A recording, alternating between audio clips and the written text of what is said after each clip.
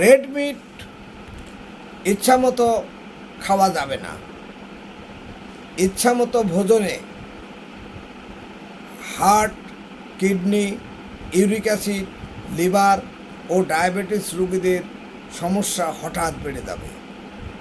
কারা সতর্ক থাকবেন তা আগেই জানিয়ে দিলাম, এখন জরুরি বিষয় উল্লেখ করছি। যাদের গরু খাসির মাংস কম খাওয়া উচিত, হার্ট ডিজিজ ও উচ্চ রক্তচাপের রোগী। গরু ও খাসি চর্বিযুক্ত মাংস স্যাচুরেটেড ফ্যাট বেশি থাকে, এতে কোলেস্টেরল এবং ট্রাইগ্লিসারাইড বাড়তে পারে। হার্ট অ্যাটাক এবং স্ট্রোকের ঝুঁকি বাড়ে।